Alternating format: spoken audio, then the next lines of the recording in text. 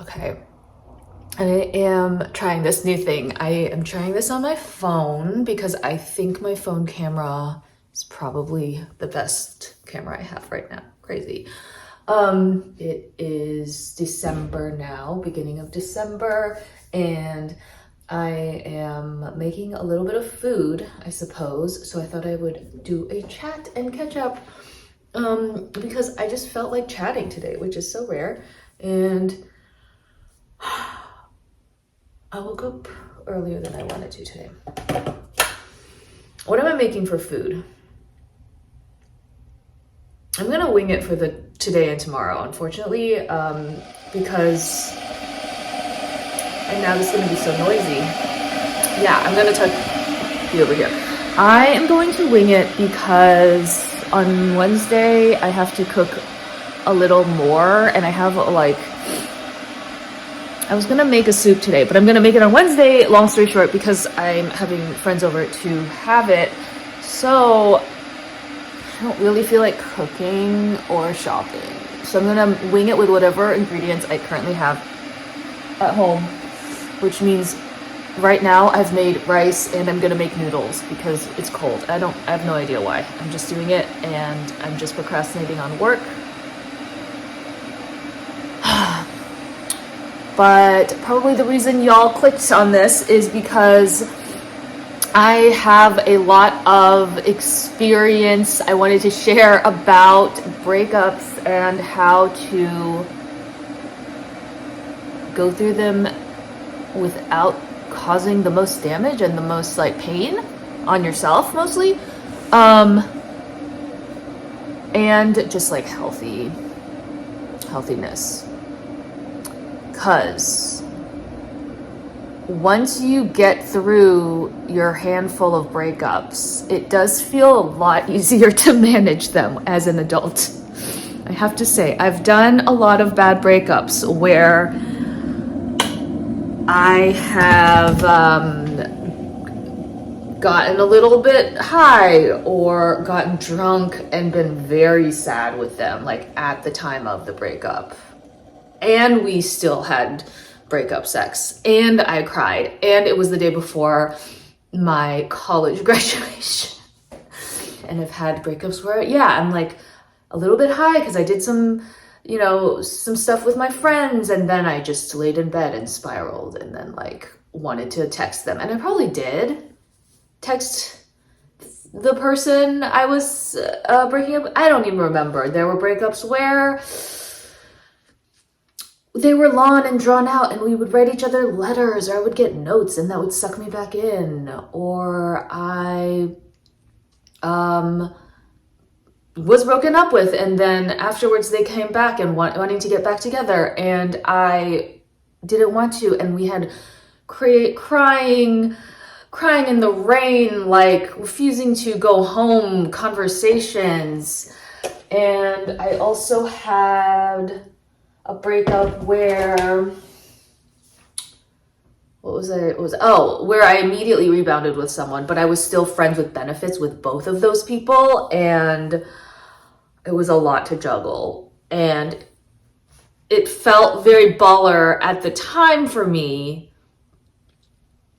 But yeah, obviously I haven't seen people for very long now. The pandemic, I'm not moving and shaking like I used to. I also am 10 years older than I used to be during the craziness when they were so heightened. But breakups now, almost always you see them coming. You just, might not know when exactly it'll happen, but I no longer really date people with the naivete, or date people who I think are going to be extremely toxic or damaging through a breakup. So there's a lot more safety precautions that are already set up. But yeah, I recently went through a very final breakup, which was all those things. It was someone who I really trusted and cared about, and also who I knew kind of was inevitably going to have to happen. So personally, the things that I have felt that has made me feel better, which I do feel better, almost like at the 1 week mark, I just started feeling really normal again. So anyway, none of this was like a surprise, but I would say like a lot of things I put to the test in the last several days, which I must recommend to most people. And the disclaimer is we never lived together. We never like had a super codependent or even just like enmeshed or like entangled, like melded life, not like mutual friends, mutual hobbies, mutual like routine or like situation that we would continue to see each other in. So I think that's like extremely helpful, and just lucky that that was the case. But I think some of the things that, again, just getting to the chase of what I think is really, really helpful. One, we're doing no contact. Don't need to get into that. There's so many benefits of that. Two, I just, in terms of like feeling impatient, that you feel like shit, obviously your body's kind of going through withdrawal symptoms a little bit. Just with the withdrawal of like not seeing someone every day or like talking to them, or just like, you're always, that doesn't have anything to do with the fact the breakup was a good thing, or you are very strong, but you just have to go through these like very physiological hormonal adjustments. And I look at it just like PMS or any other like cold or flu that you're getting over. And I literally was having PMS the entire last week. So kind of a nice time to take care of myself, So I would say one is just like, I do see it as a physical, almost sickness. And like any sickness, well, your common cold, you will get over it with time. And it helps more if you can stay hydrated, eat well, sleep well, and all those things. Not necessary, but like, why not? Like personally, I like to put a lot of care into that stuff. And I still did working out, even though I knew I was very low on energy. I knew that levels were low, but I just did yoga. Actually, I'll get into what I did as a routine later, but I would say overall, I think of it as a sickness physically, and that will pass eventually, that I can't control. It's not on my timeline. I'm just gonna like go through the motions and get through the day. Another thing that has helped me a lot is, this is a weird one, but I visualized kind of like the worst thing I could imagine. And for me, that was someone very close to me in my family not being on this earth anymore. Like this was like during the breakup conversation I was having. I was like, honestly, it just puts so much into perspective. And to me, like remembering the things and the people I really, really cherish who are still there for me and just here in my life, it did kind of just like help me get perspective during the conversation, which is when like emotions can run high and you could say things that you might not really mean, or just say things you regret. And I have to say the breakup conversation I went through was extremely calm. There were tears, but like I didn't want to get into the details once I knew it was really over, and I didn't want to get into mean comments. And I still feel them, and there are a lot of things I feel resentful of and pain, but like that's sort of like my own thing to deal with, and that's sort of what I dealt with in the last week on my own, instead of like, there was just a moment where I was like, this is like not necessary for this breakup conversation. It's like my own thing, right? Otherwise, when is this going to end? And like, do you want to regret the things you say in that horrible, shitty moment, like years from now? Especially when you go no contact and you're like, damn, that was the last thing I said to this person. Like, no. So that helped me, honestly, I think, just because I just like kind of got to a more peaceful state of mind more quickly.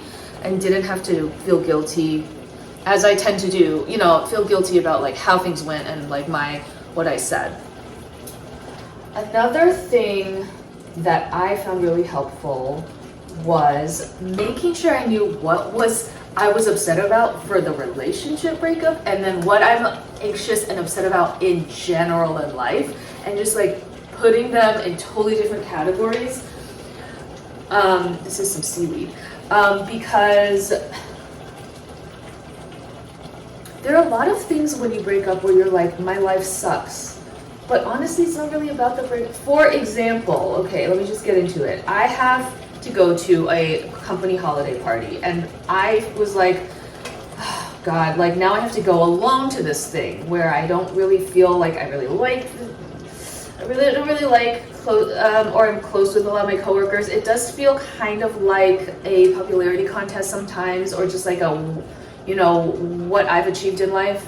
And to be single, my mind just kind of went to the worst case scenario of like, I'm just going to be bored alone. Everyone's going to have their significant other and they're going to judge me. That's pretty much it. Like, the judgment on women who are single or not pursuing a family is, I think, kind of intense.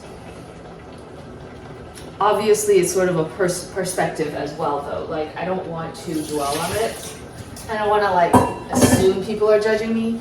But yeah, those are the worst things that came to mind when I started thinking about going to this holiday party alone, right? Or going to all these weddings that I have next year as a single person. But I realized like that's a me problem. Like, so is like me PMSing and just being in a horrible physical state of pain. So is daylight savings time, where the sun sets at 5 o'clock and I have a tendency to be really anxious. All of those things are not the relationship problem, even though the relationship was a lovely part of life that was helping me, that made those things easier. But without the relationship, like for example, me turning 35 and having to be on dating apps again, and just what that says to people when they see my age. That is again a me problem. Like, going on dating apps is difficult. It's not the most fun, but that is something that has nothing to do with the relationship.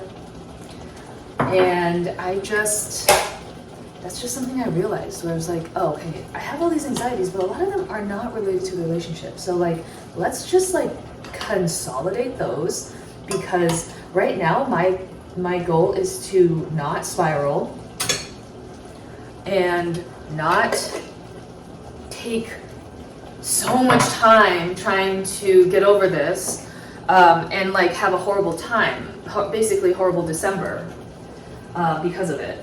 And so those are things I'm like, yeah, I'll deal with it later. Am I gonna spiral again sometime in the middle of the night because of my age? Probably, but like that never changed with the relationship.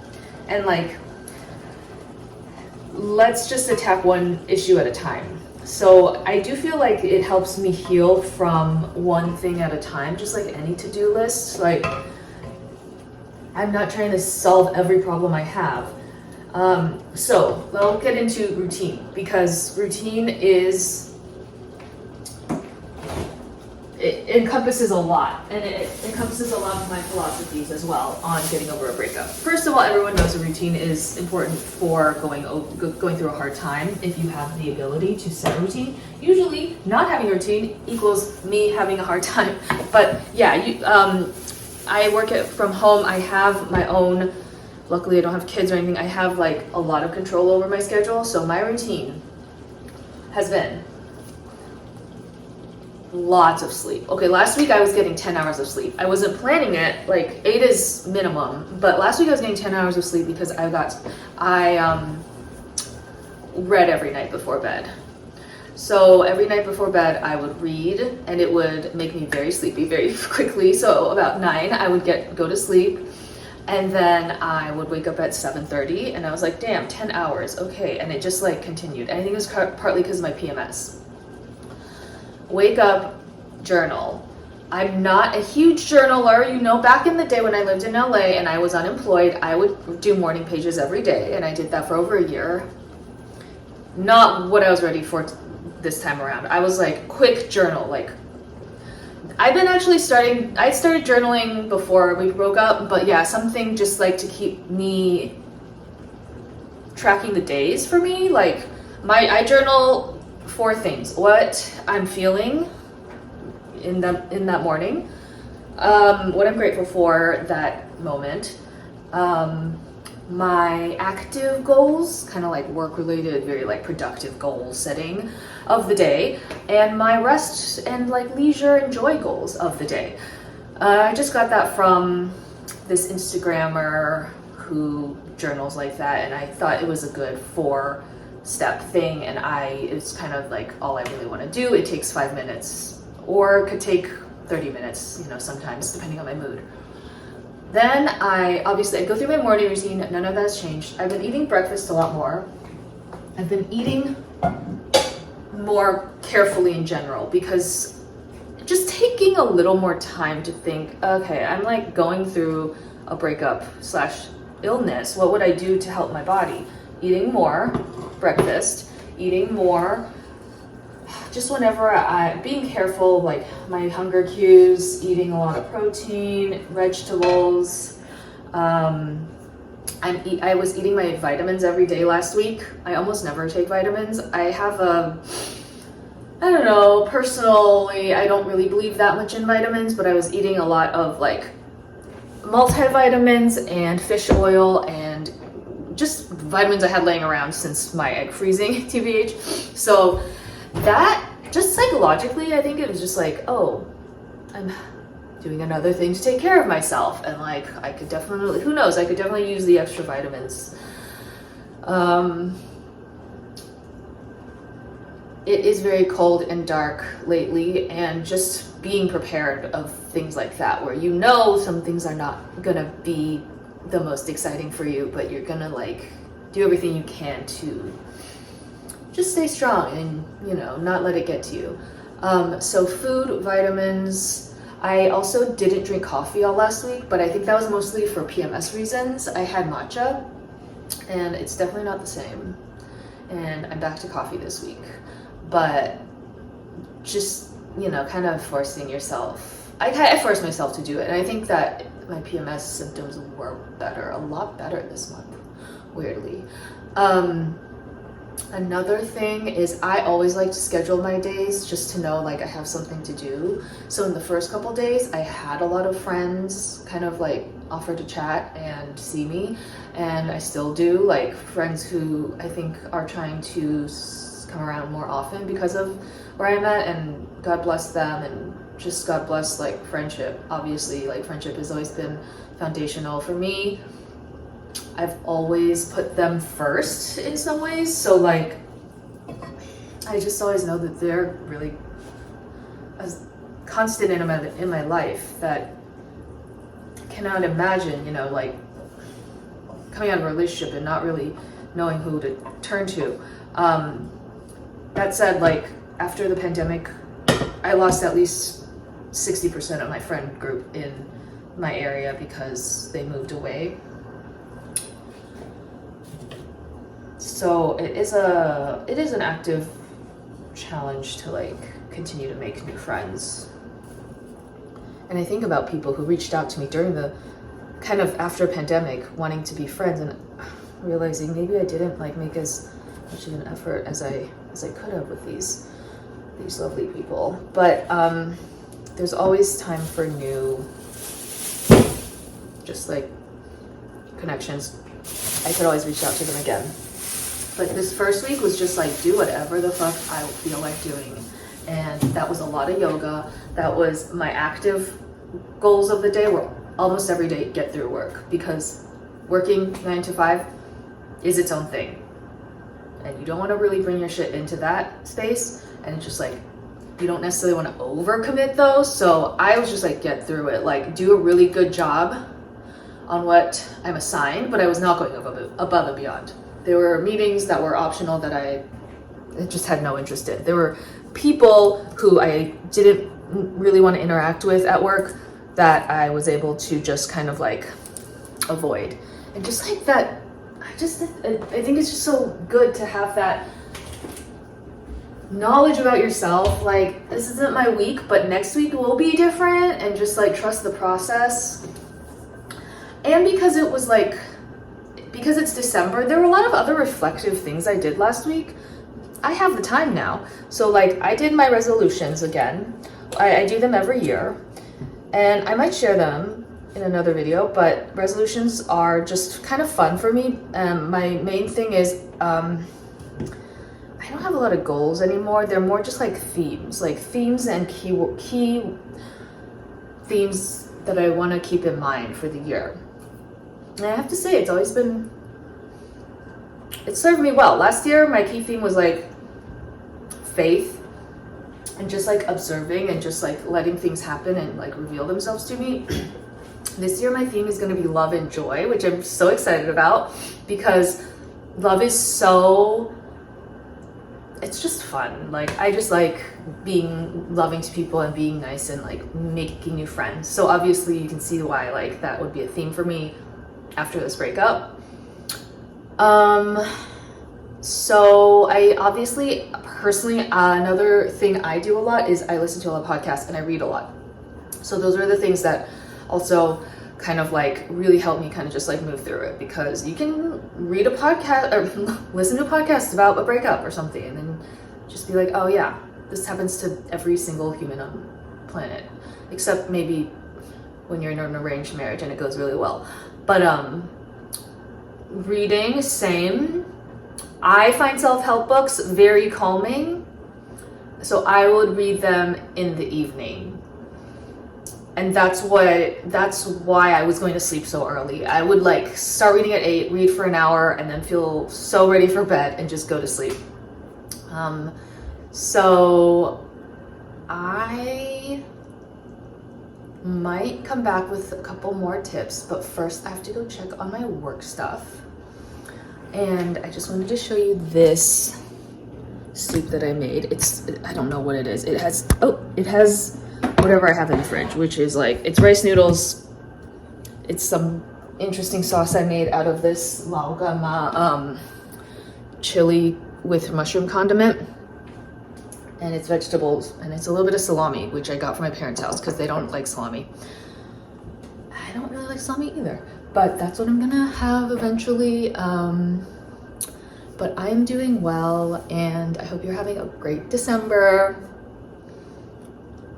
Yeah, I don't think I will add anything else to this. So maybe I'll see you again soon if this camera situation is seamless. So take care, and I'll see you again next time. Bye.